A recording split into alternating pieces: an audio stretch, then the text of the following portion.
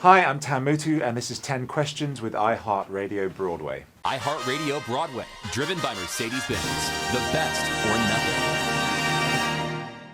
I made my Broadway debut in Dr. Zhivago, which was around, I think, 4 seasons ago, so about 4 years ago, 3-4 years ago, around then.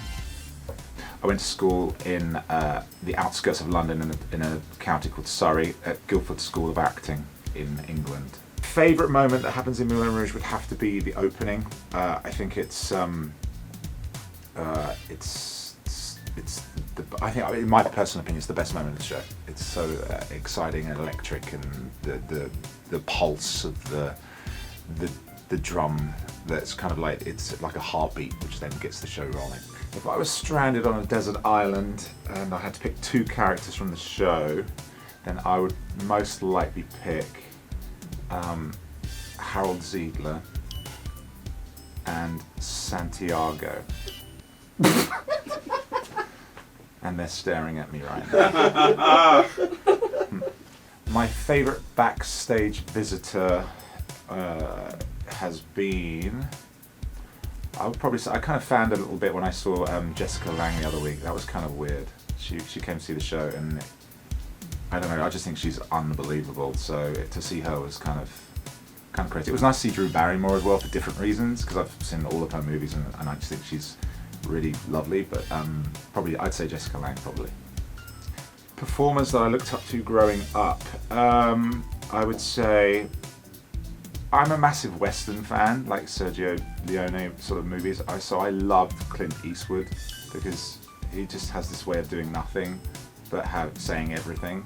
My favourite fan moment thus far, I would say, it's actually not related to this show, but it's another show I did. I actually got a card from somebody at stage door who wrote and said that she'd been struggling with her life, and that when she came to see the show, she felt my performance, I don't want this to sound egotistical at all, but my performance helped her sort of through a really traumatic experience in time, and then it gave her another sense of life, so to speak. So that to me means a lot, because I feel like we try and sort of give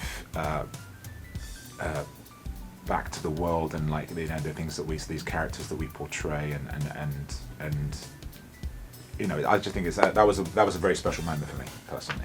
My mentors in the industry, I would say it would have to be one, Ken Caswell. He was a resident director at Les Mis, who then gave me my first break. I would then also say Trevor Nunn, because he seemed to employ me forever when I was younger. And one of my best friends, Jem Sharples, who kind of got me into the whole acting malarkey in the first place.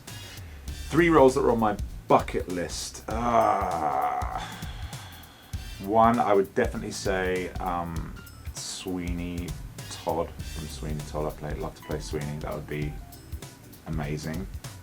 That's hard. I'm just going to stick with Sweeney from Sweeney Todd. If I had to survive on 3 cast albums for the rest of my life, they would be, number 1, I would say definitely Moulin Rouge, because at least it has a lot of current and sort of good songs. They're all like kind of Grammy award-winning songs, so I know we're doing them, but like, at least you've got a bit of an eclectic sort of vibe there. I would say that. I would say, it's tough. Les Mis, because it's a classic, and I mean, I've done it twice. And City of Angels, because I love a bit of a jazz score, and it's one of my favourite shows.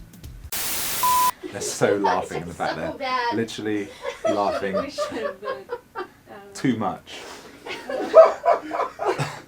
I'm laughing because iHeartRadio Broadway, driven by Mercedes-Benz. The best or nothing.